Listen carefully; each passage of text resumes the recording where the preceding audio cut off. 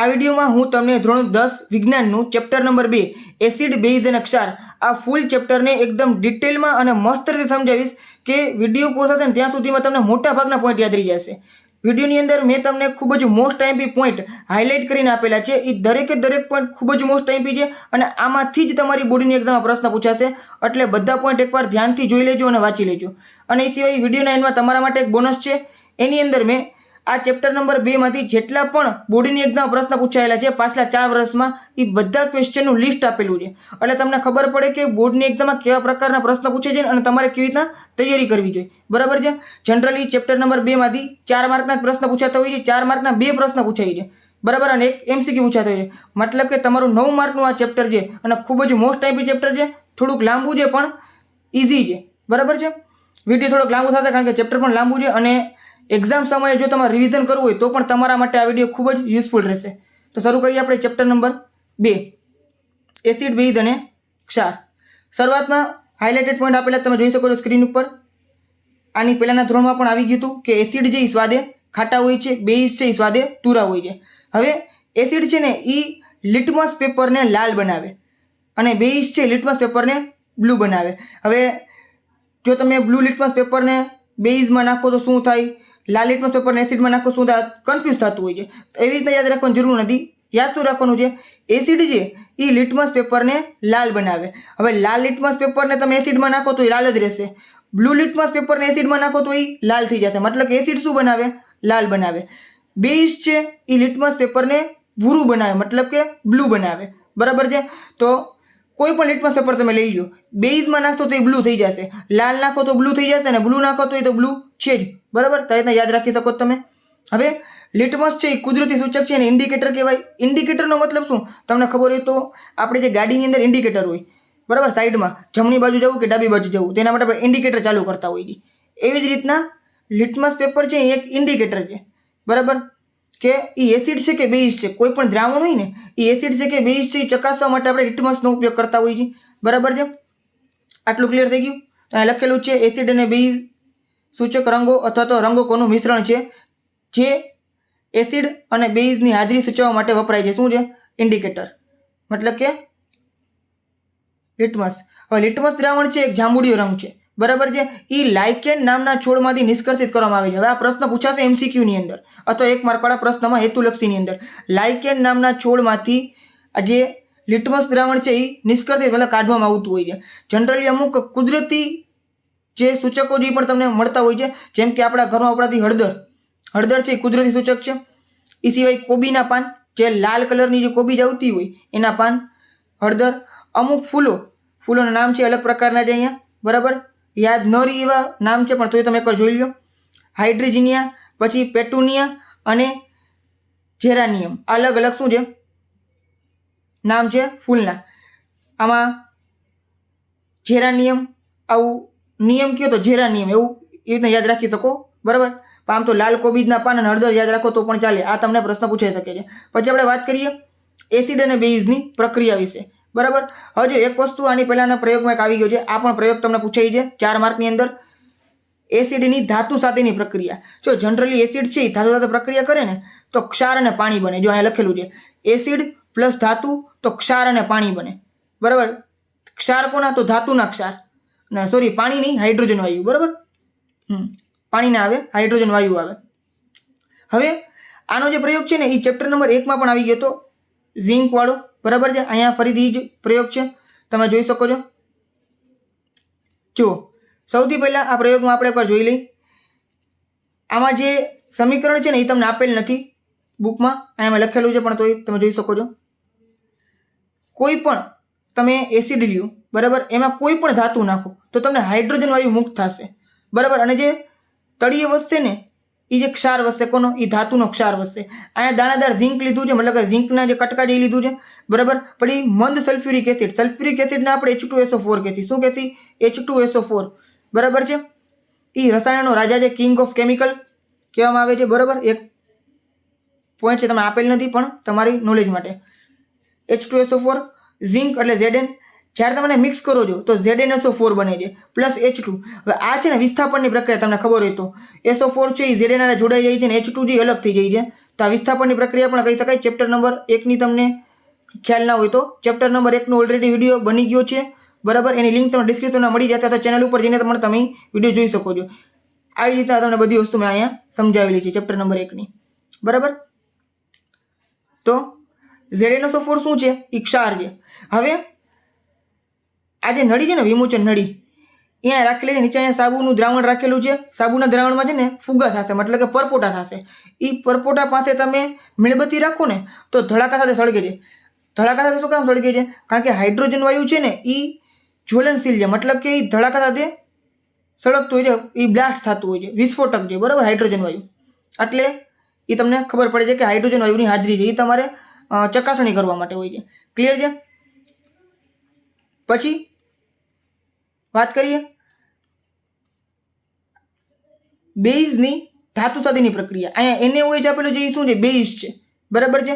સૌથી સાંદ્ર બેઝ હોય ને તો સોડિયમ હાઇડ્રોક્સાઇડ. Na એટલે સોડિયમ, OH એટલે હાઇડ્રોક્સાઇડ, સોડિયમ હાઇડ્રોક્સાઇડ. ઝિંક સાથે પ્રક્રિયા કરું તો સોડિયમ ઝિંકેટ બને છે, Na2ZnO2. આ ખૂબ જ મોસ્ટ ટાઈપી સમીકરણ છે. આ વારંવાર એક્ઝામની અંદર પૂરું કરવા માટે પૂછાતું હોય છે, બરાબર. કે સોડિયમ ઝિંકેટ શું છે, એની પ્રક્રિયા જણાવવું, આવું તમને કાંઈક ને કાંઈક આવતું હોય છે. અને આમાં પણ હાઇડ્રોજન વાયુ મુક્ત થાય છે. આ એક વસ્તુ યાદ રાખજો. એક અપવાદ છે. જનરલી ધાતુ છે એ બેઝ સાથે પ્રક્રિયા કરતું નથી, બરાબર. ધાતુ એસિડ સાથે જ પ્રક્રિયા કરે અને અધાતુ છે એ બેઝ સાથે પ્રક્રિયા કરે. આટલું ક્લિયર છે? ધાતુ એસિડ સાથે, અધાતુ બેઝ સાથે. પણ આ એક અપવાદ છે. અપવાદ શું છે? કે આ બેઝ છે છતાં પણ ધાતુ સાથે પ્રક્રિયા કરી અને હાઇડ્રોજન વાયુ મુક્ત કરે છે અને સોડિયમ ઝિંકેટ બનાવે છે. સોડિયમ ઝિંકેટ યાદ રાખી લેજો, Na2ZnO2. ક્લિયર છે? હવે વાત કરીએ ધાતુના કાર્બોનેટ અને હાઇડ્રોજન કાર્બોનેટ સાથેની પ્રક્રિયા. જો આમાં આપણે આગળ જોયું હતું, ધાતુ એસિડ સાથે પ્રક્રિયા કરી તો ક્ષાર અને હાઇડ્રોજન વાયુ બનાવે છે. હવે શું આવે છે? ધાતુના કાર્બોનેટ અને હાઇડ્રોજન કાર્બોનેટ. કાર્બોનેટને આપણે કહીએ તો CO2. પહેલા ચેપ્ટરમાં તમે સમજાવ્યું હતું. CO2 ને કાર્બોનેટ કહેવાય, બરાબર છે. તો ધાતુના કાર્બોનેટ અને હાઇડ્રોજન કાર્બોનેટ મતલબ શું? વચ્ચે હાઇડ્રોજન ઉમેરાઈ જશે. આ જો Na2CO3, બરાબર. Sodium carbonate. Na2 એટલે સોડિયમ, CO3 એટલે કાર્બોનેટ. નીચે તમને આપ્યું Na2HCO3 એટલે NaHCO3. Na એટલે સોડિયમ, H એટલે હાઇડ્રોજન, CO3 એટલે કાર્બોનેટ. તો સોડિયમ હાઇડ્રોજન કાર્બોનેટ. તો ધાતુના કાર્બોનેટ અને ધાતુના હાઇડ્રોજન કાર્બોનેટ, આ બે વસ્તુ બની ગઈ. બેમાં તમે શું નાખ્યું? એસિડ નાખ્યું. એસિડ એટલે હાઇડ્રોક્લોરિક એસિડ, HCl, બરાબર. બેમાં શું બન્યું? ક્ષાર. ક્ષાર એટલે NaCl. NaCl એટલે સોડિયમ ક્લોરાઇડ, બરાબર. જેને આપણે મીઠું કહી છીએ, જે આપણે ઘરમાં ઉપયોગ કરતા હોઈએ છીએ એને સોડિયમ ક્લોરાઇડ કહેવાય, બરાબર. બેમાં પાણી બન્યું તો H2O. બેમાં કાર્બન ડાયોક્સાઇડ બન્યો તો CO2. મતલબ કે સરખી જ વસ્તુ બને છે, કાંઈ ફેર નથી પડતો, બરાબર. ખાલી અહીંયા થાય છે શું કે અહીંયા સોડિયમ 2 છે, અહીંયા સોડિયમ 1 છે, વચ્ચે ખાલી એક હાઇડ્રોજન ઉમેરાઈ જાય છે, બાકી કાંઈ ફેર પડતો નથી. જે તમે બધી વસ્તુ જો સરખી જ બધી વસ્તુ મળી. અહીંયા આગળ 2 સોડિયમ હતા એટલે અહીંયા સોડિયમ NaCl છે એ 2 છે, મતલબ કે સમીકરણ સંતુલિત થાય છે. બાકી ધાતુના કાર્બોનેટ કે ધાતુના હાઇડ્રોજન કાર્બોનેટમાં તમે એસિડ નાખો તો ક્ષાર, પાણી અને કાર્બન ડાયોક્સાઇડ બને. આટલું ક્લિયર થઈ ગયું, બરાબર. હવે આપણે વાત કરીએ ચૂનાનું પાણી. Calcium hydroxide. OH એટલે હાઇડ્રોક્સાઇડ કહેવાય, બરાબર છે. Ca એટલે કેલ્શિયમ કહેવાય. આની પહેલાના ચેપ્ટરમાં આવી ગયું હતું. આમાં તમે કાર્બન ડાયોક્સાઇડ CO2 નાખો, બરાબર છે, તો સફેદ અવક્ષેપ મળે, CaCO3, કેલ્શિયમ કાર્બોનેટ મળે. કેલ્શિયમ કાર્બોનેટ એ તમને ખબર હોય તો આરસ પહાણનું પણ સૂત્ર છે, બરાબર છે. આપણે જ્યારે દિવાલમાં ચૂનો ધોળી, બરાબર, ચેપ્ટર નંબર 1માં મેં તમને બધી સમજાવી હતી. તો કેલ્શિયમ કાર્બોનેટ બનતું હોય સુકાઈ ગયા પછી, અને પાણી છે લિક્વિડ સ્વરૂપે નીકળી જતું હોય. અને આ એક પ્રયોગ આપણે કર્યો તો આની પહેલાં નાના ધોરણમાં, તમને ખબર હશે કે ચૂનાના નેતરિયા પાણીમાં આપણે ફૂંક મારી તો એ પાણી દૂધિયા રંગનું બની જાય છે, અથવા સફેદ કલર જેવું બની જાય છે. તો એ શું છે? કેલ્શિયમ કાર્બોનેટ જ બનતું હોય છે. ક્લિયર છે? ચાલો, calcium carbon CaCO3 plus H2O પાણી, અને એમાં કાર્બન ડાયોક્સાઇડ નાખી તો ફરીથી CaHCO3 ટ્વાઇસ આ વસ્તુ બને છે.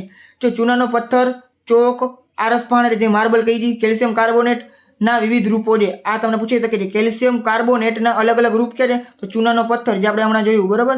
પછી ચોક, બોર્ડમાં લખન ચોક હોય ને એ કેલ્શિયમ કાર્બોનેટની બની હોય. આરસ પાણી કેલ્શિયમ કાર્બોનેટનું છે, બરાબર. તમામ ધાતુના કાર્બોનેટ, હાઇડ્રોજન કાર્બોનેટ એસિડ સાથે પ્રક્રિયા કરી ક્ષાર, પાણી અને કાર્બન ડાયોક્સાઇડ બનાવે છે. આ વસ્તુ ફિક્સ છે. કોઈ પણ ધાતુના કાર્બોનેટ અથવા તો હાઇડ્રોજન કાર્બોનેટ તમે ભેગા કરો તો તમને શું બને છે? એક તો ક્ષાર તો બને જ, કારણ કે ધાતુ ક્ષાર તો બનવાનું જોઈએ. પ્લસમાં પાણી અને કાર્બન ડાયોક્સાઇડ આ બે વસ્તુ બને છે. ક્લિયર છે? હવે આપણે વાત કરીએ એસિડની બેઝ સાથેની પ્રક્રિયા, બરાબર. આ પ્રક્રિયાને તટસ્થીકરણની પ્રક્રિયા કહી શકાય છે. તમે સ્ક્રીન ઉપર જોઈ શકો છો. સૌથી પહેલા જ તમને આપેલું છે. આ તમને વ્યાખ્યામાં પૂછી શકે છે કે તટસ્થીકરણની પ્રક્રિયા એટલે શું? સમજાવો, ઉદાહરણ આપીને સમજાવો. ઉદાહરણ પણ તમને નીચે આપેલા જ છે. એસિડ અને બેઝ બે અલગ અલગ વસ્તુ, મતલબ ઓપોઝિટ વસ્તુ છે, બરાબર. બેને ભેગા કરો ને તો ક્ષાર અને પાણી બનશે અને તટસ્થ થઈ જશે, મતલબ કે નોર્મલ થઈ જશે, બરાબર છે. જેમ કે NaOH, NaOH શું છે? Sodium hydroxide. Na એટલે સોડિયમ, OH એટલે હાઇડ્રોક્સાઇડ. આ હું વારંવાર બોલીશ કારણ કે તમને યાદ રહી જાય કે આના નામ શું છે, બરાબર. નીચે નામ બધામાં નહીં લખ્યા હોય પણ તમારે લખવા પડશે બોર્ડની એક્ઝામમાં અથવા કોઈ પણ એક્ઝામની અંદર, કારણ કે તો તમને સારામાં સારા માર્ક મળી શકશે. બાકી આખું આમ લખી નાખો તો એ વાંધો નથી, પણ લખો તો વધારે સારું અને તમને તો જ યાદ રહેશે આ બધી વસ્તુ. તો Na એટલે સોડિયમ, OH એટલે hydroxide, sodium hydroxide. HCl hydrochloric acid, બરાબર. બેને ભેગા કરો તો આ શું બનશે? NaCl, સોડિયમ ક્લોરાઇડ મીઠું, અને H2O પાણી. તો ક્ષાર અને પાણી બની ગયું, બરાબર છે. હવે ધાતુના ઓક્સાઇડ પ્લસ એસિડ તો એક ક્ષાર અને પાણી બને. જો અહીંયા ઉપર તમે જોઈ શકો સ્ક્રીન ઉપર, અહીંયા એસિડ છે, નીચે એસિડ છે, અહીંયા એક ક્ષાર છે, અહીંયા એક ક્ષાર છે, અહીંયા પાણી છે, અહીંયા પાણી છે. એનો મતલબ શું થયો? કે ધાતુના ઓક્સાઇડ છે ને એ બેઝ છે, બરાબર. એનો મતલબ એમ થયો કે ધાતુના ઓક્સાઇડ બેઝ તરીકે વર્તે છે, બરાબર. આનાથી ઊંધું, અધાતુના ઓક્સાઇડ એસિડ તરીકે વર્તે છે. ધાતુના ઓક્સાઇડ બેઝ તરીકે વર્તે છે, અધાતુના ઓક્સાઇડ એસિડ તરીકે વર્તે છે. એક્ઝામ્પલ નીચે અહીં આપેલું છે, બરાબર. ધાતુના ઓક્સાઇડ એટલે CuO, CuO એટલે કોપર, CuO એટલે કોપર ઓક્સાઇડ, બરાબર છે. અને Cl એટલે એસિડ. પછી એનું શું બને? CuCl2, બરાબર. કોપર ક્લોરાઇડ અને H2O એટલે પાણી. આટલું ક્લિયર થયું? કોપર ક્લોરાઇડ બનવાના કારણે દ્રાવણનો રંગ વાદળી લીલો બને છે. કેવો રંગ બને છે? વાદળી લીલો બને છે. આ વસ્તુ ક્લિયર થઈ ગઈ તમને? જો કોપર ક્લોરાઇડ બનવાના કારણે દ્રાવણનો રંગ વાદળી લીલો બને છે. આ વસ્તુ યાદ રાખી લેજો. CuCl2 આનો રંગ વાદળી લીલો છે. તમને MCQમાં પૂછાઈ શકે છે. આને ધાત્વિક ઓક્સાઇડ, જે આપણે વાત કરી હતી મેં તમને, ધાત્વિક ઓક્સાઇડ મતલબ ધાતુના કોઈ પણ ઓક્સાઇડ બેઝ ઓક્સાઇડ છે, જે તમે પહેલા કીધું હતું હમણાં મેં. ધાતુના કોઈ પણ ઓક્સાઇડ બેઝ ઓક્સાઇડ છે, બરાબર. હવે આ એક અલગ કોન્સેપ્ટ છે હાઇડ્રોનિયમ આયનનો. જો જનરલી H2O જોઈએ, H છે ને એ કપલમાં હોય, ઓક્સિજન છે, હાઇડ્રોજન છે, એ હંમેશા તમને બેમાં જોવા મળશે. O2 જોવા મળશે, H2O જોવા મળશે. તમને કોઈ દી સિંગલ H કા H3 જોવા નહીં મળે, બરાબર છે. પણ અમુક કોઈ અપવાદ જેવું કંઈ હોય છે. હાઇડ્રોજન આયન સ્વતંત્ર અસ્તિત્વ ધરાવતા નથી. હાઇડ્રોજન આયનો સ્વતંત્ર રીતે અસ્તિત્વ ધરાવતા નથી, જેની વાત કરી મેં તમને. પરંતુ પાણી સાથે સંયોજ્યા બાદ અસ્તિત્વ ધરાવે છે. પાણીમાં તમે નાખો ને તો પછી અસ્તિત્વ ધરાવે સ્વતંત્ર રીતે. આને હાઇડ્રોનિયમ આયન કહેવાય. હાઇડ્રોનિયમ આયનને H3O પ્લસ પણ કહેવાય છે. H પ્લસ H2O તો H3O, બરાબર છે. બીજું આ તમને બીજા અલગ અલગ એક્ઝામ્પલ આપેલા છે. જેમ કે સોડિયમ હાઇડ્રોક્સાઇડ, પાણી સાથે પ્રક્રિયા કરાવો તો સોડિયમ અને OH આ બે અલગ અલગ થઈ જશે. એ રીતના KOH આને પોટેશિયમ હાઇડ્રોક્સાઇડ કહેવાય. પાણીના ઉદ્દીપક સાથે પ્રક્રિયા કરો તો પોટેશિયમ અને હાઇડ્રોક્સાઇડ બે અલગ અલગ થઈ જશે. જનરલી કોઈ દી આ બે અલગ અલગ જોવા મળતા નથી, પણ પાણી સાથે પ્રક્રિયા કરવાથી બે અલગ અલગ જોવા મળે છે. એવી રીતના મેગ્નેશિયમ અને હાઇડ્રોક્સાઇડ, તો મેગ્નેશિયમ 2+ અને હાઇડ્રોક્સાઇડ 2- આ તમે જોઈ શકો છો, બરાબર. જે હમણાં આપણે તટસ્થીકરણની પહેલા વાત કરી, એસિડ પ્લસ બેઝ તો ક્ષાર અને પાણી બને. તો કેવી રીતના બને?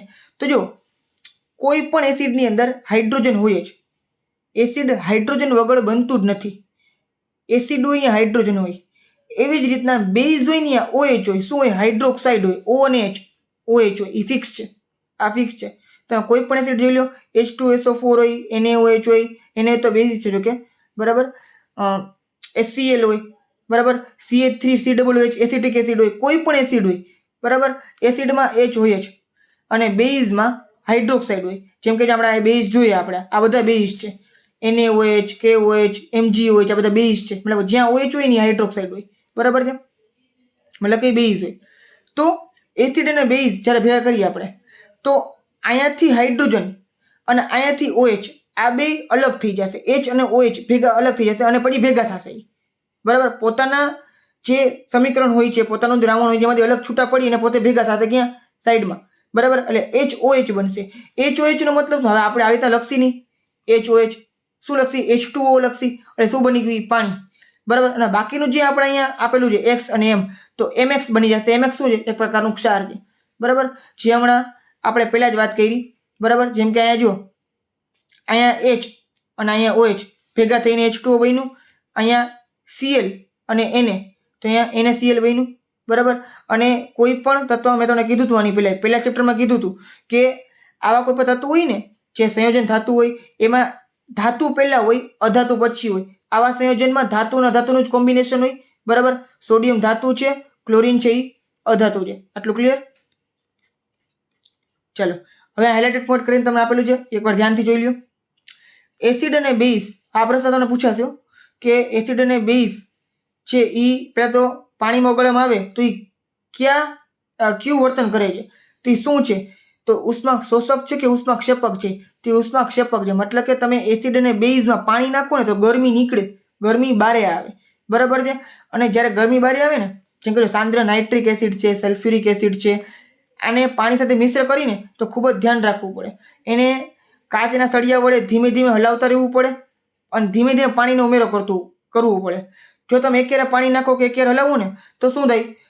એ જે ગરમી છે ને એ બારે તરફ ઉછળે, મતલબ કે એસિડ છે બારે ફેંકાય, બારે ઉછળે પાત્રમાંથી અને તમને ઉડે, તમે દાજી જાઓ, બરાબર. કાચનું પાત્ર પણ તૂટી જાય એવું પણ બને.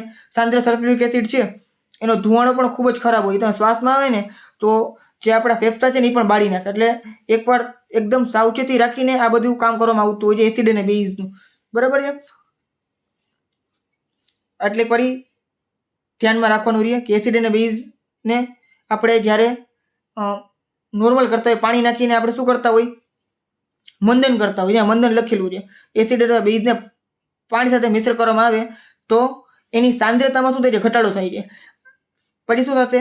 એને મંદ એસિડ અથવા મંદ બેઝ કહેવામાં આવે છે. અને જ્યારે મંદ એસિડ અથવા મંદ બેઝ જ્યારે બનાવતા હોય ને એને શું કહેવાય? મંદન કહેવાય, બરાબર. એને ડેલ્યુશન કહેવાય છે ઇંગ્લિશમાં. ક્લિયર? હવે એસિડ અને બેઝની સાંદ્રતાની વાત કરીએ. દ્રાવણમાં જો હાઇડ્રોજન આયન વધારે હોય તો આપણે એને એસિડ કહેતા હોઈએ છીએ, બરાબર છે. તો એ માપવા માટે pH માપક્રમ છે. કયું માપક્રમ છે? pH. pHમાં જે H છે ને એ હાઇડ્રોજન માટે શબ્દ વપરાય છે એને પોટેન્સ કહેવાય. શું કહેવાય? જો H છે ને હાઇડ્રોજન માટે છે અને જે P શબ્દ છે ને એ જર્મન શબ્દ છે, બરાબર. જર્મન શબ્દ છે પોટેન્સ. પોટેન્સ ઉપર ઉતરી આવ્યું છે જેનો અર્થ થાય શક્તિ. શું થાય? શક્તિ. આ તમને એમસીક્યુ પૂછાઈ શકે છે કે pHમાં P શબ્દનો અર્થ શું છે? તો શક્તિ. અને P નું ફૂલ ફોર્મ શું છે? તો પોટેન્સ, બરાબર છે. H એટલે હાઇડ્રોજન. ક્લિયર છે? હવે સાંદ્રતા માપવા માટે આપણે જે pH માપક્રમ છે, pH માપક્રમ છે ને એ 0 થી લઈ અને 14 સુધી છે. જો 7 આગળ ન્યુટ્રલ હોય, 7 આગળ શું હોય? ન્યુટ્રલ હોય, મતલબ તટસ્થ હોય.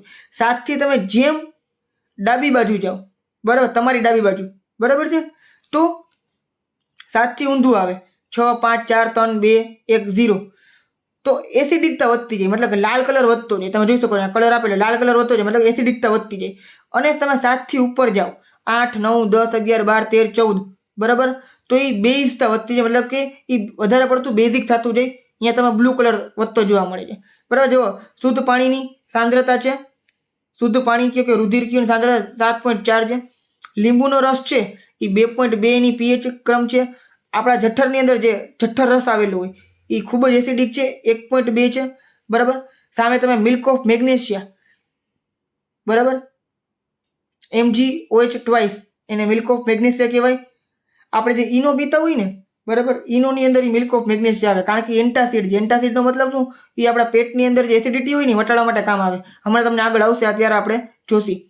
ક્લિયર છે. એની પીએચ છે 10 છે. અને સૌથી વધારે પીએચ વાળું જે 14 નંબરનું સૌથી વધારે બેઝ કહી શકાય એ સોડિયમ હાઇડ્રોક્સાઇડ, એને NaOH કહેવાય. હમણાં એના વિશે આપણે આગળ જોયું હતું NaOH વિશે, બરાબર, તમને ખ્યાલ હશે. આર્યું સૌથી પહેલા NaOH, બરાબર, સોડિયમ હાઇડ્રોક્સાઇડ સૌથી વધારે ખતરનાક બેઝ છે. હવે જેમ જેમ Hનું પ્રમાણ આયનનું વધારે, H+ આયનની પ્રબળતા વધારે તો એને પ્રબળ એસિડ કહેવાય. OH- આયનની પ્રબળતા વધારે તો એને પ્રબળ બેઝ કહેવાય. એનથી ઊંધું H+ આયનની પ્રબળતા ઓછી, મતલબ કે નિર્બળ હોય તો નિર્બળ એસિડ નિર્બળ બેઝ કહેવામાં આવે છે, બરાબર. તમે અહીંયા લખેલું છે, બધી વસ્તુ એકવાર વાંચી લેજો, બરાબર. એ જ બધી વસ્તુઓ આપેલી છે, એ પણ એટલું આઈએમપી નથી. હવેના પોઈન્ટ ખૂબ જ મોસ્ટ આઈએમપી 4 માર્કનો પ્રશ્ન દર વખતે એક્ઝામની અંદર આમાંથી હોય જ છે. રોજિંદા જીવનમાં પીએચનું મહત્વ, importance of pH in every day life, બરાબર છે. આપણા રોજબરોજના જીવનમાં પીએચ ક્યાં ક્યાં મહત્વનું છે આપણે એ જોવાનું છે. સૌથી પહેલા આપણે એ જોઈ લો કે આપણું શરીર છે ને 7 થી લઈને 7.8ની પીએચ મર્યાદા ધરાવે છે. મતલબ કે આપણું શરીર છે ને એ તટસ્થ છે, 7 પીએચ તટસ્થમાં આવે છે, બરાબર છે. સજીવમાં માત્ર પીએચના મર્યાદિત ફેરફારથી લોકો ટકી શકતા હોય છે. જો વરસાદનું જે પાણી હોય ને એની પીએચ 5.6 કરતાં ઓછી થઈ જાય તો એસિડ વર્ષા કહેવાય, બરાબર. જનરલી વરસાદની પાણીની પીએચ છે ને એ 6.5-7ની વચ્ચે હોય, મતલબ કે ન્યુટ્રલ હોય, તટસ્થ હોય પાણી, બરાબર. જ્યારે પીવા લાયક કોઈ મીઠું પાણી હોય છે, ક્લિયર છે. કોઈક વાર પાર્ટિકલ સુધારો હોય તો બેઝ પણ 7 થી થોડાક વધી જાય, 7.5 જેટલું થઈ જાય, 6.5 થી 7.5 સુધી વચ્ચે રહેતું હોય છે. પણ જો 5.6 કરતાં પીએચ વધી જાય તો એને એસિડ વર્ષા કહેવાય, એને એસિડ રેઇન કહેવાય, બરાબર. આ એસિડ વર્ષા કેમાં આવતું હોય? એસિડ જમીન ઉપર પડે તો જમીન ખરાબ થઈ જાય, બિલ્ડિંગ ઉપર પડે તો બિલ્ડિંગનો રંગ ઉખડી જાય, બરાબર છે. ધીમે ધીમે ઉખડવાનું ચાલુ થઈ જાય. નદીમાં પડે તો નદીમાં જે જળચર જે જીવો છે, મતલબ નદીમાં પાણીમાં રહેતા સજીવો છે, માછલી ને બીજા બધા જીવો છે, એનું અસ્તિત્વ ખૂબ જ મુશ્કેલ છે, કારણ કે એ લોકો ના સહન કરી શકે આ વસ્તુ. જેમ કે દિલ્હીની અંદર આટલું પોલ્યુશન છે તો માણસો નથી રહી શકતા, કારણ કે હવામાં આટલું પોલ્યુશન છે. એવી રીતના આટલું પોલ્યુશન જો પાણીમાં હોય તો પાણીના જીવો રહી શકે નહીં, ક્લિયર છે. હવે આખા પેરેગ્રાફ ખૂબ જ મોસ્ટ ટાઈમ છે, એટલે મેં આખો પેરેગ્રાફ લઈ લીધો છે, બરાબર. આપણા પાચન તંત્રમાં પીએચનું મહત્વ ખૂબ જ મોસ્ટ ટાઈમ છે. સાવ ઈઝી, અત્યારે તમને યાદ રહી જશે. આપણા પાચન તંત્રમાં જઠર આવેલું છે, તમને ખબર છે. મોઢું હોય, અન્નળી હોય, અન્નળી પછી તરત જ આપણે ડાબી બાજુ જઠર હોય, બરાબર છે. જઠરની અંદર હાઇડ્રોક્લોરિક એસિડ હોય, જેને આપણે શું કહીએ છીએ? HCl કહીએ છીએ, હાઇડ્રોક્લોરિક એસિડ, HCl. એ શું કરે છે? જઠરને નુકસાન પહોંચાડ્યા વગર ખોરાકને પાચન કરવામાં મદદ કરે છે, બરાબર. એ શું કરે? એ આપણા શરીરમાં છે ને જે બહારથી આવતા બેક્ટેરિયા ને ખાવાની યાર બેક્ટેરિયા આવી જતા હોય, બરાબર. એ બેક્ટેરિયાને મારવા માટે અને બેક્ટેરિયાને હટાડવા માટે અને પચાવવા માટે ઓટોમેટિક જે જઠર છે ને એ એસિડ ઉત્પન્ન કરે, હાઇડ્રોક્લોરિક એસિડ ઉત્પન્ન કરે. એ 1.2ની પીએચ છે, ખૂબ જ એસિડિક હોય, બરાબર છે. હવે એ જનરલી આપણા પેટના બળતરા કરતું નથી, કાંઈ વાંધો નથી આવતું. ક્યારે? જ્યારે આપણે ખોરાક પેટની અંદર હોય ત્યારે, બરાબર. અને ખોરાકમાં વલોવાય અને ખોરાકને શું કરી નાખે? એસિડિક બનાવી નાખે. પણ ઘણીવાર શું થાય કે વધુ માત્રામાં જો એસિડ ઉત્પન્ન થઈ જાય ને, વધુ માત્રામાં એસિડ ઉત્પન્ન થઈ જાય તો પેટમાં દર્દ થાય, બળતરા થાય, ઇરિટેશન થાય, મજા ના આવે, બરાબર. આને કહેવાય એસિડિટી, પેટમાં બળતરા થાય. ઘણીવાર તમે અનુભવ કર્યો હશે કે જ્યારે આપણે ભૂખ લાગી હોય આપણે જમતા નથી, શાંતિથી બેઠા રહી, બરાબર, જમતા નથી તો આપણે પેટમાં બળતરા થાય. શું કામ? કારણ કે જ્યારે ભૂખ લાગી હોય ને ત્યારે આપણા મગજે શું કર્યું હોય? ઓટોમેટિક પેટના જઠરમાં એસિડનો સ્ત્રાવ ચાલુ રાખ્યું હોય, મતલબ કે જઠરમાં એસિડ આવી ગયું હોય, બરાબર છે. પણ જમવાનું કાંઈ ગયું નથી એટલે સીધું એસિડ અને જઠર એકદમ મિક્સ થઈ જાય, મતલબ કે ભેગું થઈ જાય, એટલે જરા જરા બળતરા થવાનું ચાલુ થઈ જાય, ક્લિયર છે. અને આમાં એસિડિટી થઈ જાય. હવે જે એસિડિટી થઈ છે ને એને દૂર કરવા માટે આપણે શું કરીએ? બેઝનો ઉપયોગ કરીએ. શું કરીએ? બેઝનો ઉપયોગ, જેને પ્રતિ એસિડ અથવા એન્ટાસિડ કહેવાય. શું કહેવાય? એન્ટાસિડ. તમે જોઈ શકો છો, બરાબર. હું અહીંયા પેનથી હાઇલાઇટ કરું છું, એન્ટાસિડ કહેવાય, બરાબર છે. જનરલી આપણે જે ઈનો પીતા હોય ને એક પ્રકારનો એન્ટાસિડ છે. આપણા ઘરની અંદર જે બેકિંગ પાવડર હોય તો બેકિંગ સોડાને તમે પીઓ તો પણ ચાલે. બેકિંગ સોડા છે એની અંદર મિલ્ક ઓફ મેગ્નેશિયા હોય. શું હોય? Milk of magnesia. Magnesium hydroxide કયો કે મિલ્ક ઓફ મેગ્નેશિયા કયો, એ એન્ટા એસિડ છે, મતલબ કે બેઝ છે. શું છે? બેઝ છે. જો જઠરની અંદર એસિડ છે, તમે ઉપરથી બેઝ નાખો તટસ્થ થઈ જ જવાનું છે, એટલે આપણે શું કરી ઉપરથી બેઝ નાખી દઈએ તો બેઝને શું કહેવાશે? એન્ટાસિડ કહેવાશે, ક્લિયર છે. નાનો આપણે ઉપયોગ કરતા હોજો. ઈનો કેવું કાંઈ એક્ઝામમાં લખતા નહીં. હું સમજાવું તો ઘણા લોકો લખી નાખે છે કે આપણે ઈનો પીછી ઈનો એવો શબ્દ ઉપયોગ ના કરાય. આ તમારા એક્ઝામ્પલ માટે છે, બરાબર. બાકી એન્ટાસિડ તમે કહેતો અથવા તો મિલ્ક ઓફ મેગ્નેશિયા આવા શબ્દનો ઉપયોગ કરજો, બરાબર છે. એટલે પેટ થોડુંક શાંત થઈ જાય, વાંધો ના આવે. હવે આપણે વાત કરીએ દાંતનું સડવું. જનરલી જે મોઢાની પીએચ છે 5.5 કરતાં ઓછી થઈ જાય તો દાંતનો સડો ચાલુ થાય. દાંતના જે ઉપલું પડ હોય ને, બરાબર, એને ઇનેમલ કહેવાય. એનિમલ નહીં, એનિમલ મૂવીની વાત નથી કરતા, આપણે ઇનેમલની વાત કરી હતી, બરાબર. એ કેલ્શિયમ હાઇડ્રોક્સાઇડનું બનેલું હોય છે, કેલ્શિયમ ફોસ્ફેટનું બનેલું છે, હાઇડ્રોક્સાઇડ નહીં, કેલ્શિયમ ફોસ્ફેટનું બનેલું હોય છે, બરાબર. ઉપરનું જે દાંતની ઉપરનું પડ હોય ને, હવે શું થાય, દાંતની જે પીએચ છે ને એ 5.5 કરતાં ઘટી જાય તો શું થાય, ક્ષયન થાય, મતલબ કે એમાં સડો ચાલુ થઈ જાય છે, બરાબર. જો મોઢામાં જે આપણે જઈમાં પછી અમુક બેક્ટેરિયા દાંતમાં બેક્ટેરિયા હોય જ, બરાબર છે. એ હાજર રહેલા બેક્ટેરિયા હોય ને એ શું કરે, જે દાંતની અંદર હલવાઈ ગયેલા ખોરાકના કણ હોય ને એને ખાવાનું ચાલુ કરે, બરાબર. અને જેવું એ ખાઈને પચાવે ને, બરાબર, તો એ શું ઉત્પન્ન કરે, ખોરાકના કણોમાંથી શર્કરા, સુગર, અને વિઘટન કરી અને શું કરે, એસિડ ઉત્પન્ન કરે. શું ઉત્પન્ન કરે, એસિડ ઉત્પન્ન કરે. મતલબ કે દાંતમાં સલવાઈ ગયેલા ખોરાકના કણો હોય ને એમાંથી બેક્ટેરિયા એને ખાઈ અને એસિડ ઉત્પન્ન કરે, અને એ એસિડ આપણી દાંતની અંદર સલવાઈ જાય. શું થાય, દાંતની અંદર ભરાઈ જાય અને અહીંયા દાંતનો સડો ચાલુ થઈ જાય. હવે ખબર પડી દાંત કીતા સડે છે. ઘણા લોકોને લાગે કે દાંત છે ને એ ઓલા બેક્ટેરિયાથી સડે છે, પણ બેક્ટેરિયા આપણા દાંતમાં હોય જ, એનાથી કંઈ પ્રોબ્લેમ નથી. આપણે જ્યારે ખાઈ છીએ ને ત્યારે દાંત ચોખ્ખા નથી હોતા. કોઈક વાર કંઈક દાંતમાં સલવાઈ ગયું હોય, પેઢામાં સલવાઈ ગયું હોય, બરાબર છે. દાંતમાં ક્યાંક કોકના દાંત વચ્ચે જગ્યા રહેતી હોય, ઘણા લોકોના દાંતમાં જગ્યા હોય, તો એ જગ્યા રહેલા દાંતમાં કોઈ વસ્તુ સલવાઈ ગયેલી હોય તો બને ત્યારે એવું કરવું કે જઈમાં પડી જાય ને ચેક કરી લેવું કે મોઢામાં કઈ જગ્યાએ કંઈ ખોરાકના કણ રહીને જ જતા ને, બરાબર. પછી ચોકલેટ ખાધા પછી દાંતની અંદર દાઢ હોય ને, પાછળની દાઢ, એની અંદર ચોકલેટ સલવાઈ ગયેલી હોય તો એ સાફ કરી નાખવું, કારણ કે એ જ તમને પછી ભવિષ્યમાં નડે, બરાબર. અમે ગળી વસ્તુ હોય, શર્કરા હોય, તો બેક્ટેરિયા આવી અને એનું વિઘટન કરી એસિડ બનાવી નાખે, એસિડથી તમારા દાંતને શું કરી નાખે, સડી નાખે, સડાવી નાખે, બરાબર છે. પછી એના પર આપણે શું કરતા હોઈએ, દંતમંજન અથવા તો ટૂથપેસ્ટ કરતા હોઈએ છીએ, અને એ પ્રકારનું બેઝ હોય એટલે વાંધો ના આવે. ચાલો, હવે પ્રાણી અને વનસ્પતિમાં પણ શું હોય છે, એસિડ હોય છે. જેમ કે તમને અહીં આપેલું છે, જુઓ. સૌથી છેલ્લા બે જુઓ, કીડીનો ડંખ અને કોવચનો ડંખ. કોવચ નામનું એક પાન છે, એ પાનને તમે અડો ને તો તમને બળતરા થાય, કારણ કે એમાં એસિડ હોય છે. કીડીના ડંખમાં પણ બળતરા થાય, બરાબર. હવે એસિડ ક્યાં હોય છે એની અંદર, તો મિથેનોઇક એસિડ હોય. ક્યાં હોય, મિથેનોઇક એસિડ. હવે વાત કરીએ લીંબુ, જે ખાવામાં હોય આપણે લીંબુ, એમાં સાઇટ્રિક એસિડ હોય છે. દહીંની અંદર લેક્ટિક એસિડ હોય. ખાટું દૂધ એટલે દહીં, ખાટું દૂધ હોય નહીં જનરલી, આપણે શું કહેતી, દહીં કહેતી, દહીં કે છાશ, એમાં લેક્ટિક એસિડ હોય. ટમેટાની અંદર એક્ઝોલિક એસિડ, આંબલીમાં ટાર્ટરિક એસિડ, સંતરાની અંદર સાઇટ્રિક એસિડ, અને વિનેગારમાં એસિટિક એસિડ, બરાબર. જો કે જનરલી વિનેગાર છે એ જ એસિટિક એસિડ છે, બરાબર. પછી સંતરું, લીંબુ અને મોસંબી, મતલબ કે ત્રણે છે ને એક જ, આમ તો જે લીંબુ વંશજના જ બધા શું કહેવાય, ફળ કહેવાય. સંતરું કયો, લીંબુ કયો કે મોસંબી કયો, ત્રણની અંદર સાઇટ્રિક એસિડ જ હોય. ક્લિયર છે. કીડીના ડંખ અને કોવળના ડંખમાં મિથેનોઇક એસિડ. દહીંની અંદર લેક્ટોઝ નામના બેક્ટેરિયા હોય તો એમાં લેક્ટિક એસિડ હોય. ટમેટા નહીં, દહીંની અંદર, બરાબર. ટમેટાની અંદર એક્ઝોલિક એસિડ, આંબલીમાં ટાર્ટરિક એસિડ. ક્લિયર છે આટલી વસ્તુ. ચલો હવે આગળ, સામાન્ય ક્ષારમાંથી મળતા રસાયણ. જેમ કે જો દરિયાના પાણીમાંથી અનેક ક્ષારો ઓગળેલા હોય છે. દરિયાના પાણીમાં આપણે શું કરતા હોઈએ છીએ કે જે ઓલા અગરિયા હોય, અગરિયા તમે શબ્દ સાંભળ્યો હોય, તમને ખબર છે કે જે દરિયામાંથી મીઠું પકાવતા હોય ને એને અગરિયા કહેવાય. ક્લિયર છે. એ અગરિયા લોકો શું કરતા હોય, સોડિયમ ક્લોરાઇડને અલગ પાડતા, મતલબ મીઠાને અલગ પાડતા હોય, બરાબર છે. અને એ જે સ્ફટિક હોય, સફેદ કલરના સ્ફટિક હોય એ અશુદ્ધ હોય, બરાબર. ઘણીવાર એ કથ્થાઈ કલરના પણ હોય, મતલબ કે એ બ્રાઉન કલરના પણ હોય છે. પછી લોકો શું કરે, એને ચોખ્ખા કરે. ઘણીવાર કથ્થાઈ કલરના જે ક્ષાર હોય ને એ રોક સોલ્ટ હોય, ખનિજ ક્ષાર કહેવાય એને, બરાબર છે.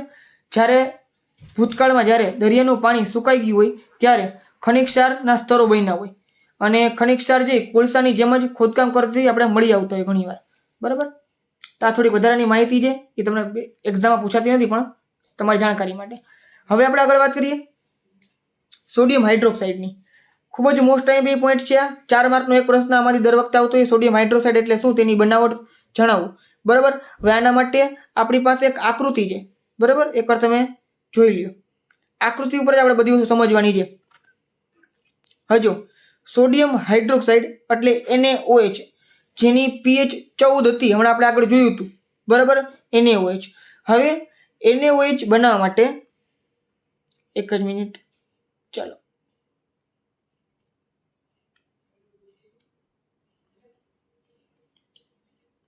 હજો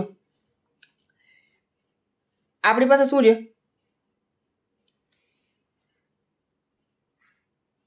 જો આ NaOH, આની pH કેટલી છે, 14 છે. બરાબર, સૌથી વધારે pH છે આની. ક્લિયર છે. હવે આ બને છે કેવી રીતના, તો દરિયાનું જે પાણી છે ને, દરિયાનું પાણી એને અહીંથી પહેલા તો અંદર નાખવામાં આવે. ક્લિયર છે. અહીંયા એક એનોડ અને કેથોડ છે. એનોડ અને કેથોડ આ ગ્રેફાઇટની પટ્ટી છે, મતલબ કે કાર્બનની પટ્ટી છે આ બે બાજુ. ક્લિયર છે. જ્યારે આમાં વિદ્યુત પસાર કરવામાં આવે ને તો અહીંયા છિદ્રાળુ પડદો હોય. શું હોય? છિદ્રાળુ પડદો.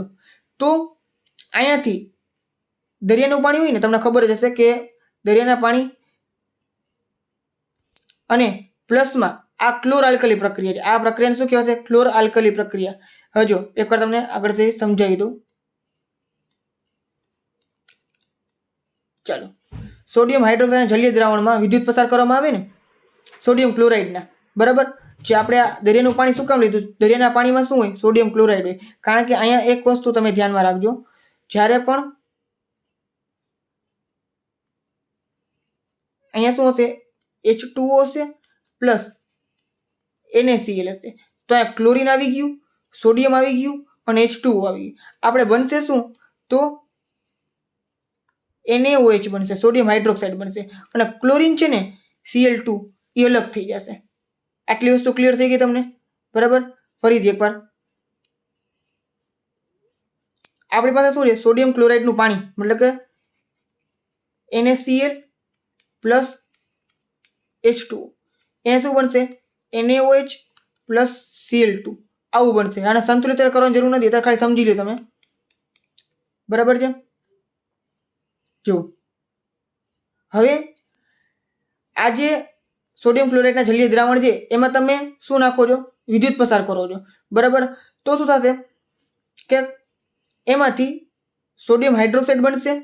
પાણી છે, પાણીની ક્લોરીન છે અને હાઇડ્રોજન વાયુ છે, આ બે અલગ અલગ થઈ જશે. આ પ્રક્રિયાને ક્લોર આલ્કલી પ્રક્રિયા પણ કહેવામાં આવે છે. કઈ પ્રક્રિયા કહેવામાં આવે છે? ક્લોર આલ્કલી પ્રક્રિયા. આ ખૂબ જ મોસ્ટ આઈએમપી છે. બરાબર છે. ક્લોર આલ્કલી પ્રક્રિયા એટલે શું, તેના વિશે માહિતી આપો તો તમારે આ જ જવાબ લખવાનો રહેશે, સોડિયમ હાઇડ્રોક્સાઇડનો. બરાબર છે. હવે આનો ઉપયોગ ક્યાં ક્યાં આવે તો તમે સ્ક્રીન ઉપર જોઈ શકો છો. ક્લોરીનનો ઉપયોગ ક્યાં આવે? બધી વસ્તુનો ઉપયોગ થાય આની અંદર. જો સોડિયમ હાઇડ્રોક્સાઇડ તો આપણે બન્યું જ છે, તો આપણે કામનું છે. જે ક્લોરીન નીકળશે ને, એનોડમાં ક્લોરીન નીકળશે. તો ક્લોરીન છે ને ક્યાં આવે? તો જળ ઉપચારમાં, મતલબ કે જ્યાં સ્વિમિંગ પુલ હોય ને, સ્વિમિંગ પુલ, બરાબર છે, એમાં પાણીને આપણે ચોખ્ખું કરવું હોય, પછી જ્યારે પીવાનું પાણી હોય, પીવાના પાણીને બેક્ટેરિયાથી મુક્ત કરવું હોય તો એ જળ ઉપચાર માટે આપણે ક્લોરીનનો ઉપયોગ કરતા હોઈએ. પછી પીવીસી એટલે પોલીવિનાઇલ ક્લોરાઇડ, પીવીસીના જે પાઇપ હોય ને એમાં ક્લોરીનનો ઉપયોગ થાય છે. પછી સંરક્ષણ હારકો, મતલબ કે પેસ્ટિસાઇડ હોય, મતલબ કે જંતુનાશક દવાઓ હોય. બરાબર, જંતુનાશક દવાઓની અંદર આપણે એનો ઉપયોગ કરવામાં આવે છે. પછી CFC ક્લોરોફ્લોરોકાર્બન, આમાં પણ ઉપયોગ થાય છે ક્લોરીનનો. કીટનાશકો, જંતુનાશક દવાની વાત કરી હતી ને મેં તમને, પેસ્ટિસાઇડ કહેવામાં આવે છે ને, તેના પણ ક્લોરીનનો ઉપયોગ કરવામાં આવતો હોય છે. હાઇડ્રોજનનો વાયુ ક્યાં થાય છે? બળતણમાં થાય છે. પછી ખાતર બનાવવામાં થાય છે, એમોનિયા બનાવવા માટે થાય છે. હાઇડ્રોજન વાયુનો ઉપયોગ કરવામાં આવે છે. ક્લિયર છે. પછી NaOH છે તો એ ધાતુ પરથી ગ્રીસ દૂર કરવા માટે NaOH નો ઉપયોગ થાય છે. સાબુની બનાવટ, પ્રક્ષાલકો એટલે જે શેમ્પુ હોય ને, ડિટર્જન્ટ બનાવવા માટે તમને NaOH નો ઉપયોગ કરવામાં આવે છે. અને કાગળની બનાવટ માટે NaOH નો ઉપયોગ થાય છે. અને કુદરતી કૃત્રિમ રેસા, બરાબર, એના માટે પણ NaOH નો ઉપયોગ કરવામાં આવે છે. તો કોનો ઉપયોગ ક્યાં કરવામાં આવે છે એ તમને ખબર પડી ગઈ, તમારે લખવાનું રહેશે. હવે આપણે વાત કરીએ વિરંજન પાવડર. વિરંજન પાવડર એટલે બ્લીચિંગ પાવડર લખેલું છે, બ્લીચિંગ પાવડર. જે આપણે ઘરની અંદર બ્લીચિંગનું લિક્વિડ ઉપયોગ કરતા હોય, બ્લીચિંગ પાવડરનો ઉપયોગ કરતા હોઈએ. બરાબર છે. બને કેવી રીતના કે ક્લોરીનની સૂક્ષ્મ ફોડેલા ચૂના સાથે, મતલબ ક્લોરીનની ફોડેલા ચૂના સાથે, ફોડેલા ચૂના મતલબ CaOH ટ્વાઇસ કેલ્શિયમ હાઇડ્રોક્સાઇડ, એમાં તમે ક્લોરીન નાખો તો CaOCl2 બરાબર, કેલ્શિયમ ઓક્સિજન ક્લોરાઇડ આવું બને છે. આને શું કહેશી આપણે? આને કહેશી વિરેચન પાવડર અથવા બ્લીચિંગ પાવડર. અને પાણી છે એ દૂર થાય છે, બરાબર છે. આનો ઉપયોગ ક્યાં આવે? તો ટેક્સટાઇલ્સમાં. ટેક્સટાઇલ્સ મતલબ શું કે જે કપડાની જે મિલ હોય, બરાબર, એને ટેક્સટાઇલ્સ કહેવામાં આવે. ટાઇલ્સની વાત નથી કરતા, નામ ઉપર નહીં જવા, આમાં ટેક્સટાઇલ્સ છે મતલબ કપડાનો ઉદ્યોગ કહેવાય, બરાબર. માં સુતરાઉ કાપડ છે એના લિનન તરીકે વિરેચન કરવા માટે, કાગળ ઉપયોગ છે ને એની અંદર જે લાકડાનો માવો હોય એના વિરેચન માટે, મતલબ કે બ્લીચ કરવા માટે. લોન્ડ્રીમાં જે કપડાં ધોવા માટે આપણે બ્લીચિંગ પાવડરનો ઉપયોગ કરતા હોઈએ છીએ. પછી અનેક રસાયણોની અંદર ઓક્સિડેશન કરતા તરીકે પણ બ્લીચિંગ ઉપયોગ કરવામાં આવે છે. પીવાના પાણીને જંતુ કે જમ્સ મુક્ત કરવા માટે બ્લીચિંગનો ઉપયોગ કરવામાં આવતો હોય છે. તો આ બ્લીચિંગના ઉપયોગો છે, આ તમને 4 માર્કમાં પૂછાઈ શકે છે. બ્લીચિંગ પાવડર એટલે શું, તેની બનાવટ અને ઉપયોગો જણાવો. હવે આપણે આગળ વાત કરતી બેકિંગ સોડા એટલે ખાવાના સોડા, અને પછી બીજું છે ધોવાના સોડા, બરાબર છે. હવે પ્રશ્ન તમને પૂછાશે કે તમારા ઘરની અંદર મમ્મી છે એ ક્રિસ્પી પકોડા બનાવે છે, તો એના માટે કયા પાવડરનો ઉપયોગ કરે છે તેના વિશે માહિતી આપો, બરાબર. તો આપણા ઘરમાં જે રસોડાની અંદર સ્વાદિષ્ટ કરકરા મતલબ ક્રિસ્પી જે ભજીયા બને છે, પકોડા બને છે, બરાબર, તો એના માટે આપણે શું કરીએ છીએ? બેકિંગ પાવડરનો ઉપયોગ કરતા હોઈએ છીએ. રાંધવા માટે, કેક બનાવવા માટે આ બધી વસ્તુનો ઉપયોગ કરવામાં આવે છે, બરાબર છે. તો બેકિંગ સોડા બને કેવી રીતના? બેકિંગ સોડાનું રાસાયણિક નામ શું છે? બેકિંગ સોડાનું રાસાયણિક નામ છે સોડિયમ હાઇડ્રોજન કાર્બોનેટ, NaHCO3. આના વિશે આપણે વાત કરી હતી હમણાં, ધાતુના હાઇડ્રોજન કાર્બોનેટ વિશે. ધાતુના હાઇડ્રોજન કાર્બોનેટની પ્રક્રિયા વિશે આપણે આગળ હમણાં વાત કરી હતી ચેપ્ટરની શરૂઆતમાં, બરાબર. આ જ છે સોડિયમ હાઇડ્રોજન કાર્બોનેટ, બરાબર. બને કેવી રીતના? તો ફરીથી દરિયાનું પાણી હોય ને, આપણે દરિયાનું પાણી જરૂર નથી, પણ NaCl એટલે કે સોડિયમ ક્લોરાઇડ પાણી નાખો, બરાબર. એમાં તમે CO2 મતલબ કે કાર્બન ડાયોક્સાઇડ નાખો, એમાં તમે NH3 બરાબર એમોનિયા નાખો. એનો મતલબ કે જો તમે CO2 અને H2 ભેગા કરો એટલે સોડા બની જાય. તમારે શું બની જાય? સોડા. મીઠાવાળી સોડા એમાં તમે એમોનિયા નાખો. યાદ કેમ રાખવાનું? મીઠાવાળી સોડામાં તમે એમોનિયા નાખો, બરાબર, તો તમને આ મળે. મીઠાવાળી સોડાનો મતલબ શું? H2O પ્લસ CO2, એમાં મીઠું નાખો એટલે NaCl, અને એમાં એમોનિયા એટલે NH3. આ 4 વસ્તુ ભેગી કરો ને તો તમને મળે NaHCO3 સોડિયમ હાઇડ્રોજન કાર્બોનેટ મતલબ કે બેકિંગ સોડા, અને એની સાથે ammonium chloride NH4Cl ammonium chloride. Clear છે? હવે બેકિંગ સોડાના ઉપયોગો હમણાં જ આપણે વાત કરી. બેકિંગ સોડા છે એ એન્ટાસિડ છે. શું છે? એન્ટાસિડ છે એટલે જ્યારે પણ એસિડિટી થઈ હોય ત્યારે આપણે ઉપયોગમાં આવે છે. બેકિંગ પાવડર ગરમ કરવાથી, પાણીમાં મિશ્ર કરવાથી નીચેની પ્રક્રિયા પણ બને છે. આ કંઈ તમારા માટે મહત્વ નથી. NaCO3 પાણીમાં નાખો તો CO2, H2O અને એસિડનો સોડિયમ ક્ષાર પણ બનતો હોય છે, કંઈ જરૂર નથી તમારા માટે. પણ આ છે કે એ પાઉં બનાવવા માટે, બ્રેડ કે કેક ફૂલે ને એટલા માટે, કોઈ પણ વસ્તુને નરમ કે પોચી બનાવવા માટે ઉપયોગ કરવામાં આવે છે. એનો બેકિંગ સોડાનો. પછી મેં તમને જેમ વાત કરી પ્રમાણે એ એક પ્રકારનું એન્ટાસિડ છે, બરાબર. એટલે એ આલ્કલાઇન હોવાથી એસિડિટી થઈ ગઈ હોય તો આપણે ઉપયોગ કરી છીએ. પેટમાં રહેલા વધારાના એસિડને તટસ્થ કરવા માટે ઉપયોગ થાય છે. અને સોડા એસિડ અગ્નિશામક, બરાબર, ફાયર એક્સટિંગ્વિશર હોય, મતલબ કે અગ્નિશામક જે સિલિન્ડર હોય ને એ સિલિન્ડરમાં આપણે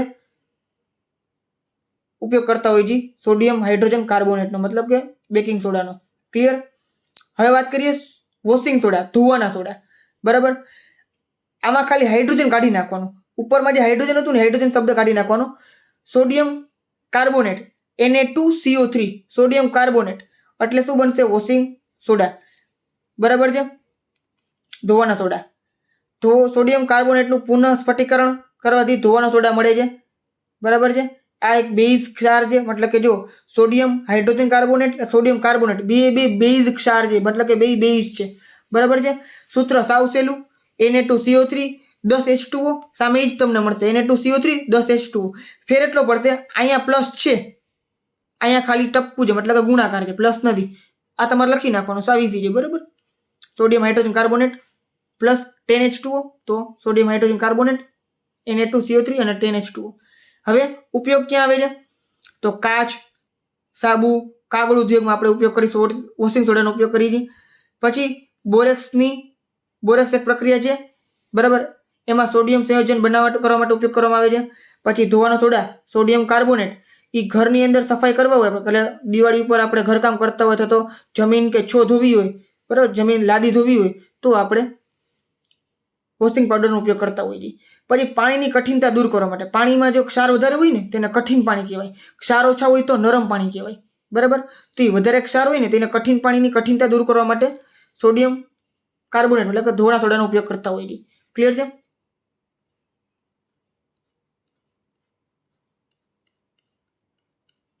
ચાલો હવે વાત કરીએ કોપર સલ્ફેટની. આમાં તમને છે ને એક ચોપડીમાં આપેલું છે કે જ્યારે પણ તમે આવા ક્ષાર બનતા હોય છે ને, એ ક્ષારને તમે જુઓ ને તો એ ક્ષાર આપણે દેખાવામાં શુષ્ક દેખાય છે, પણ સાચે શુષ્ક હોતા નથી. જ્યારે તમે એને ગરમ કરો ને તેમાંથી પાણી દૂર થાય છે અને સફેદ ક્ષાર બને છે, બરાબર. તો એ ખાલી વધારેની વસ્તુ છે, તમને જનરલી પૂછાતું નથી. કોપર સલ્ફેટમાં આવું થઈ શકે. કોપર સલ્ફેટ દેખાવામાં શુષ્ક હોય, સાચે શુષ્ક નથી હોતા. જ્યારે તમે કસ્તરીમાં ગરમ કરો ને ત્યારે પાણી ઉપર તમને ઉડી જાય એવું દેખાય, પણ નીચે સફેદ અવક્ષેપ જોવા મળે. એ શું છે? કોપર સલ્ફેટના સ્ફટિકો. હવે પીઓપીની વાત કરીએ. આ પણ 4 માર્કનો એક પ્રશ્ન, સૌથી છેલ્લો point. POP, plaster of Paris, બરાબર. જીપ્સમ, બરાબર. જીપ્સમ છે એ એક તત્વ છે, બરાબર. તત્વ તો ના કહી શકાય પણ એક મિશ્રણ છે. 373 કેલ્વિન તાપમાને એને ગરમ કરી પાણી સાથે, તો એ પાણીના અણુ પાણી સાથે ગરમ નથી કરવાનું, એને ગરમ કરવાથી પાણીના અણુ ગુમાવે છે, એટલે પાણી દૂર કરે છે 373 કેલ્વિન તાપમાને, બરાબર. આને CaSO4 કહેવાય, કેલ્શિયમ સલ્ફેટ કહેવાય. SO4 એટલે સલ્ફેટ, C એટલે કેલ્શિયમ, CaSO4 એટલે કેલ્શિયમ સલ્ફેટ. જ્યારે આને જીપ્સમ પણ કહેવાય છે અને પીઓપી પણ કહેવાય છે, બરાબર. યાદ રાખજો. 373 કેલ્વિન તાપમાને ગરમ કરો તો કેલ્શિયમ સલ્ફેટ હેમીહાઇડ્રેટ, કેલ્શિયમ સલ્ફેટ હેમીહાઇડ્રેટ બને છે અને આને આપણે પીઓપી કહેશી. ક્લિયર છે? બને કેવી રીતના? સાવ સહેલું. જો CaSO4 પ્લસ અડધું પાણી એટલે 1/2 H2O પ્લસ દોઢ પાણી મતલબ શું? 1.1 H2O, બરાબર છે. તો બે ભેગા થઈને 2 પાણી બને કે ના બને? તો જો સામે 2 પાણી થઈ ગયા કે નથી ગયા? પહેલા અડધો પાણી લેવાનું પ્લસ દોઢ પાણી લેવાનું, અડધો પાણી હતું જ, દોઢ પાણી તમે નાખ્યું, બરાબર છે. સામે બનશે શું? તો કે આખું પાણી. આવું ક્યારે બનશે? આવું ઊંધું થઈ જાવ. પ્લાસ્ટર ઓફ પેરિસ છે ને, બરાબર છે, એમાં તમે પાણી નાખો ને તો ફરીથી જીપ્સમ બને. જીપ્સમને ગરમ કરો તો પીઓપી બને, પીઓપીને પાણી નાખો તો જીપ્સમ બને. આટલું ક્લિયર, બરાબર. ફરી તમને સમજાવી દઉં એકવાર. આપણી પાસે છે શું? જીપ્સમ છે, બરાબર. જીપ્સમમાં એને ગરમ કરો 373 કેલ્વિન તાપમાને તો પાણી દૂર થઈ જાય, તો શું બનશે? પીઓપી બનશે, બરાબર છે. અને પીઓપી છે ને એ વ્હાઇટ કલરનું શું હોય? પાવડર હોય. તમારા ઘરમાં ક્યાંક ને ક્યાંક તમે પીઓપી જોયેલું જ હોય. એને વ્હાઇટ સિમેન્ટ કહેવાય. શું કહેવાય? વ્હાઇટ સિમેન્ટ કહેવાય. પીઓપીનો ઉપયોગ ક્યાં ખબર? દિવાલ હોય ને, દિવાલ, મારી પાસે દિવાલ છે, બરાબર. દિવાલ હોય ને એને પ્લાસ્ટર કરવામાં પીઓપીનો ઉપયોગ કરવામાં આવે છે. તમારા ઘરમાં જે પ્લાસ્ટર થયેલું હશે ને એ પીઓપીથી જ બનેલું હશે, એના ઉપર જ રંગ થાય, બરાબર છે.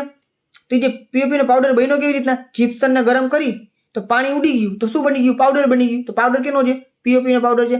અને ફરીથી એમાંથી જીપ્સમ બનાવવું હોય તો શું કરવાનું? પાણી નાખવાનું. હવે એ સિમેન્ટ તમારી બની ગઈ, વ્હાઇટ કલરનો પાવડર બની ગયો, તમે પાણી નાખશો, લોંદો બનાવશો અને જે લોટે જેવું બનશે લોંદો, એને તમે પ્લાસ્ટરથી એકદમ દિવાલમાં લગાડી દેશો એટલે પ્લાસ્ટર બની જશે, બરાબર. તો પાણી નાખો તો ફરીથી જીપ્સમ બની ગયું. ક્લિયર છે? એનો ઉપયોગ ક્યાં થાય? તો ડૉક્ટર છે, ડૉક્ટર, એ આપણે હાડકાં ભાંગી ગયા હોય તો જે પ્લાસ્ટર કરતા હોય ને એ પ્લાસ્ટરની અંદર પણ પીઓપીનો ઉપયોગ કરવામાં આવે છે. આપણા ઘરના પ્લાસ્ટરમાં પણ પીઓપીનો ઉપયોગ કરવામાં આવે છે. ક્લિયર છે? પછી અહીંયા લખેલું જો નીચે, રમકડા બનાવવા માટે, સજાવટની સામગ્રી બનાવવા માટે, બરાબર, પીઓપીનો ઉપયોગ કરવામાં આવે છે. 3-4 ઉપયોગો છે પીઓપીના. ક્લિયર છે? તો તમને પહેલેથી લઈને છેલ્લે સુધી બધી વસ્તુ સમજાઈ ગઈ હશે. બધી વસ્તુ અહીંયા આવી ગઈ છે. ક્લિયર છે? હવે આપણે વાત કરીએ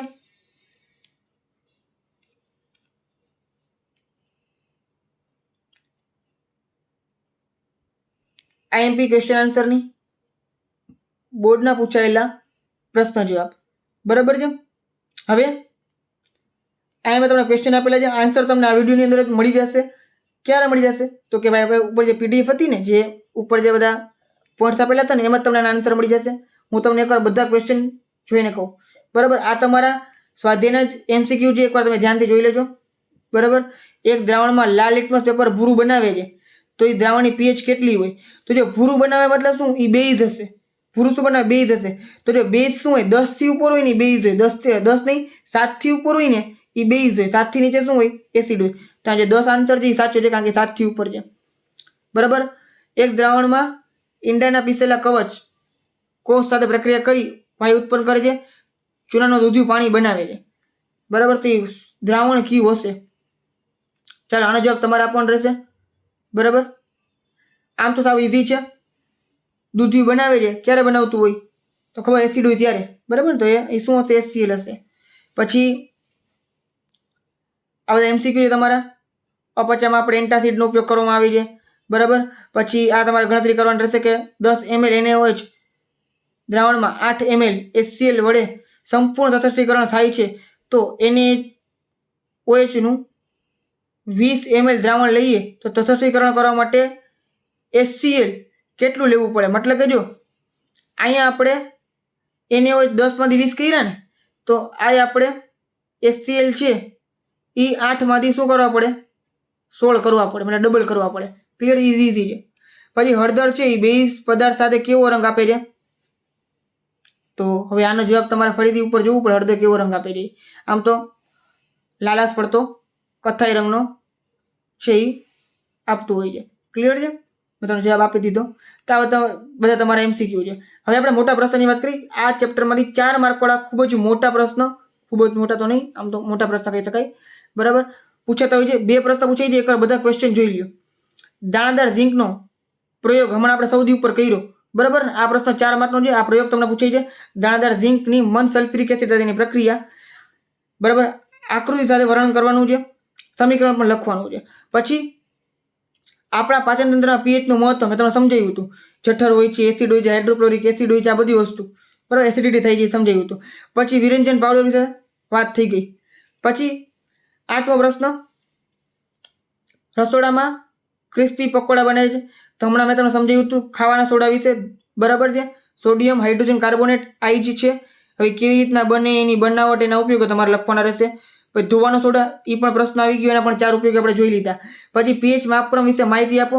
તો પીએચમાં H એટલે હાઇડ્રોજન, P એટલે પોટેન્સ, જર્મન શબ્દ છે.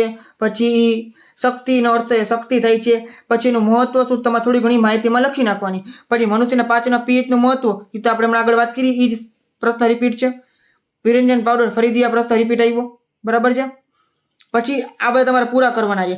હમણાં આપણે વાત કરી હતી આ NaCl, H2O, CO2 અને NaCO3. તો આનાથી શું બને છે? તો કે ખાવાનો સોડા NaHCO3 અને સોડિયમ એમોનિયમ ક્લોરાઇડ NH4Cl. બરાબર, હમણાં આપણે જોયું હતું, એકવાર ફરીથી જોઈ લઈએ આપણે.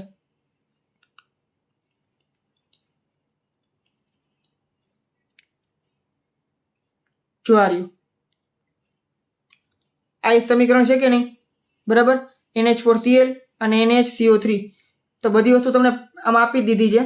બરાબર, તમારે ખાલી ગોતવાનું રહેશે. પછી આવી રીતના CaCO3, H2O અને CO2, પછી NaOH અને Zn અને NaHCO3, હા CO3 છે. ઉષ્મા આપી તો શું થાય? તો આ બધા સમીકરણ પૂર્ણ કરવાના છે. બધા તમને આજ આ પીડીએફમાં, મતલબ કે આજ લેક્ચરની અંદર તમને મળી જશે. તમારે ગોતવાના રહેશે. બરાબર, પછી ચિરાગ પ્રયોગશાળામાં ધાતુ કાર્બોનેટ ના ગુણધર્મો ચકાસવા માટે આપણે તો શું આમાં જો લખેલું, ચિરાગ પ્રક્રિયકોમાં ઉપયોગમાં લીધેલા રાસાયણિક પદાર્થોનું નામ. જેમ કે જો અહીંયા કેલ્શિયમ હાઇડ્રોક્સાઇડનું દ્રાવણ છે, વિમોચન નળી છે, કસનળી A છે. બરાબર, અને પછી કસનળી B છે. આ પણ પ્રયોગ આપણે ઉપર આવી ગયું તો તમારે એકવાર ધ્યાનથી જોતો તો ખબર પડી જશે. પછી એનું રાસાયણિક સમીકરણ સંતુલિત કરવાનું છે. પછી વાયુનું નામ ચૂનાના પાણીમાં પસાર કરતા શું થાય છે એ તમારે જોવાનું રહેશે. પછી સ્વાદિષ્ટ ઢોકળા બનાવવા માટે ક્ષારનું આ તો આપણે આવી ગયું તો આગળ આવી ગયું બરાબર.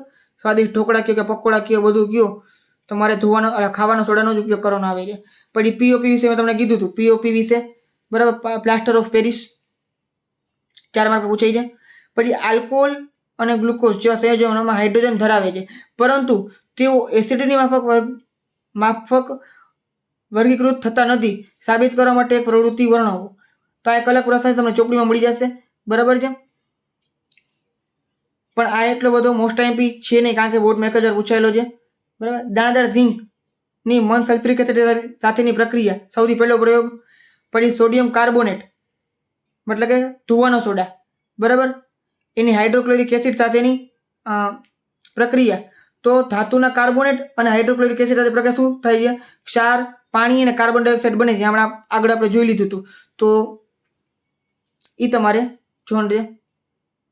પછી માનવમાં પાચન તંત્રમાં પીએચનું મહત્વ અને મધમાખીના ડંખમાં ઉપચાર કરવો તો શું કરવું જોઈએ? મધમાખીને ડંખ લાગે ત્યારે તમારે કાળી માટી જે તો બીજ છે, જનરલી ખાવાનો સોડા છે, ખાવાનો સોડા ઉપર લગાડી નખાય, અથવા મિલ્ક ઓફ મેગ્નેશિયા હોય, અથવા તો કોઈ પણ બીજ છે એને તમે ડંખ ઉપર લગાડો, મધમાખીના ડંખ ઉપર, તો વાંધો ના આવે. કારણ કે મધમાખીના ડંખમાં શું હોય? એસિડ હોય. એના પર તમે બીજ લગાડો તો તમને રાહત થઈ જશે. તો આ બધા તમારા ક્વેશ્ચન આન્સર છે, બોર્ડની એક્ઝામ પૂછાયેલા. એટલે ક્યાં તમારે તૈયારી કરવી તમારે તમને ખબર પડી જાય. જનરલી આ જ બધા પ્રશ્ન બેઠા બેઠા રિપીટ થતા હોય છે. ક્લિયર છે? આટલું કરતો તો વાંધો નહીં આવે. હવે મેં સમાજના પહેલા ચેપ્ટરનો વિડીયો ઓલરેડી અપલોડ કરેલો છે, વિજ્ઞાનનો પણ અપલોડ કરેલો છે. તમને જો વિડીયો ગમ્યો હોય તો વિડીયોને લાઈક કરો, તમારા ફ્રેન્ડ સાથે શેર કરો. અને આ રીતે તમને અલગ અલગ વિડીયો મળતા રહેશે, એટલે ચેનલને સબસ્ક્રાઈબ કરી નાખો. તો મળીએ આપણે નેક્સ્ટ વિડીયોમાં બરાબર. ચલો.